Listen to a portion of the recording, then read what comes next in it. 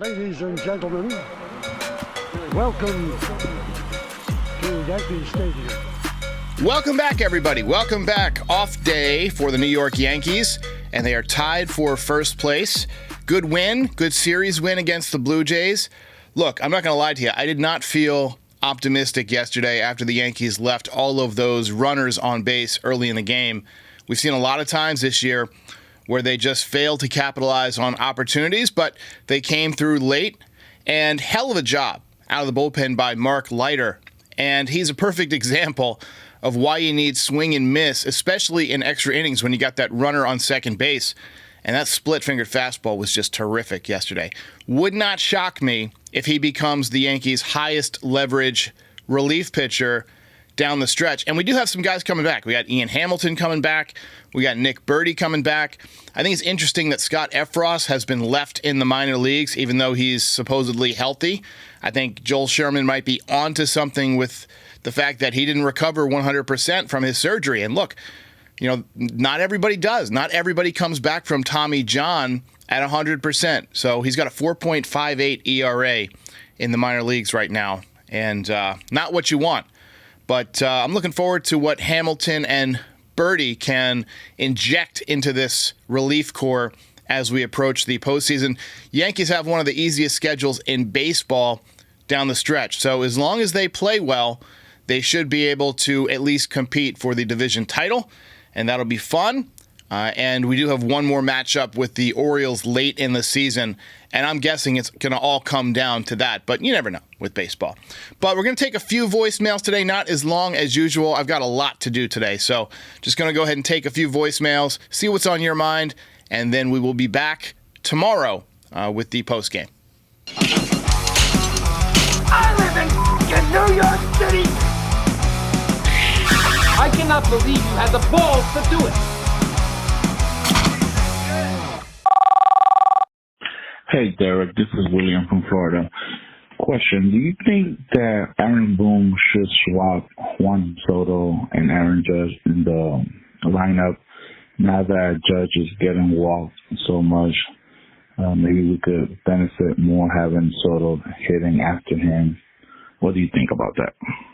It's not the ideal scenario because the type of hitter that Juan Soto is, he's going to pass the baton no matter who's hitting behind him. And I would rather have Judge hitting behind him. So there's going to be a lot of situations where Soto walks and then Judge walks also. And that's going to come down to Austin Wells and Giancarlo Stanton to do some damage. It's not the ideal scenario to have Judge being walked as much as he is. But I don't think that will change very much with Juan Soto hitting behind him. I think Judge is just in another category right now, like John Schneider said, and you just have to be extremely careful with him. And I can see him walking a lot more down the stretch. I think we might look at this series as the day that Aaron Judge started getting the Barry Bonds treatment. And again, I think it's kind of weak, but it is smart. If you're trying to win the game, you don't want Aaron Judge to beat you. But imagine all the kids, you take your son or your daughter to Yankee Stadium. They're wearing the number 99 jersey that you got them for Christmas. They're hoping to get Judge's autograph. Maybe they do, maybe they don't. But then you don't even really get to watch him hit because he automatically gets sent to first base 3 or 4 times. So it's a little bit disappointing as a fan to watch, but, that comes with being as good as he is. Guys don't want to pitch to you. Hey, Derek, it's Ted from the East Side again. Hey, the reason why we drafted Volpe was for him to hit leadoff and be at the top of the lineup. We did great when he was there at the beginning of the season until he tailed off. I'm not liking the Martian leading off because I need him to back up Judge in the playoffs. Also, I don't think he's going to be able to hit that good playoff pitching, and I'd much rather have the Martian backing up Judge.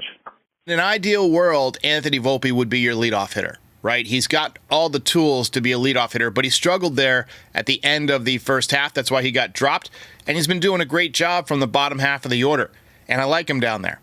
Yankees need a true leadoff hitter.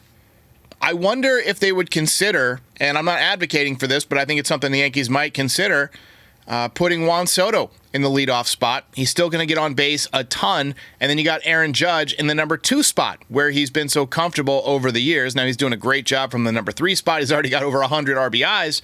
But, maybe that's a scenario that could work out down the stretch. They've tried Gleyber Torres there. I don't like Gleyber in the leadoff spot. I hate Verdugo in the leadoff spot. He's hitting like 230. Yankees are kind of in a rock and a hard place. Now, maybe when John Birdie comes back, maybe he becomes your leadoff hitter. You put Gleyber on the bench. You slide Jazz Chisholm over to second base. That's an option. I mean, this is a guy who has a ton of speed. He hit 294 last year, but he's got to prove he's healthy. So there's a lot of season left to go, about 50 games, and I wouldn't be surprised if whoever is hitting leadoff for Game 1 of the ALDS is not even on the roster right now, whether it's Dominguez, whether it's Birdie. We'll see. But Yankees definitely need to get a real leadoff hitter. Hi there, Derek. It's Molten from Texas. Yes, you were talking about the MVP and the runner-up. Yes, 4 times. It happened in quite a while now. In 2000, Jeff Kent was the winner. Barry Bonds was the runner-up from the Giants. 1990, Barry Bonds won the MVP. Bobby Bonilla was the runner-up from the Pirates. In 1989, Kevin Mitchell was the winner, and Will Clark was the runner-up, the Giants. And in 1983, Kyle Ripken Jr. won the MVP, and Eddie Murray was the runner-up, and they're from the Baltimore Orioles. Awesome. Very cool. Thanks for the research. I think there's a non-zero chance that Aaron Judge and Juan Soto finish 1-2 in the MVP, and that would be a ton of fun, and it'll definitely help Juan Soto's free agent price, which is already going to be astronomical. Be interesting to see if the Yankees re-sign him.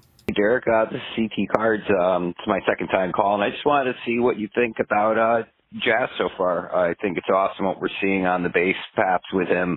I think he's brought a lot of energy to this team that I think a lot of people who weren't a big fan of getting Jazz to begin with, I think some of those people are starting to think about that in a more positive way. I think Jazz is a really good pickup, but I know some people weren't a huge fan of it. Thanks, Derek. As always, you rock. And, Yankees won. Woo! Jazz has done a terrific job so far, especially at third base. I mean, that's kind of an underrated part of what he's given the Yankees so far. He stabilized that position. He's got good hands. He's got a good arm. He's got a great internal clock. Now, he's very fast on the bases. He's got some power. I don't think he's ever going to be the Yankees' leadoff hitter because he just doesn't hit enough. But I think as long as he keeps doing what he's doing, Yankees fans are going to like him. Now, will you like him when he's in a huge slump like every player goes through? Or will we be fair weather fans? I'm sure there's going to be some of both. But I like what Jazz Chisholm's adding to the Yankees so far. And credit to Brian Cashman. That's a good move. And it seems to have energized this team because from the minute that trade was announced, this team has been on fire. All right, guys, that's it. Sorry for the short voicemail show this morning. I've got to direct Fair Territory with Ken Rosenthal, and I've got to direct the Dodgers Territory today with Alana Rizzo and Clint Pacia. So I'll be working on those. Just had to get some voicemails up this morning, see how you guys are feeling. There's a chance I might do something this evening. We'll see, but pretty soon we'll be back. So hang in there, and we'll see you next time.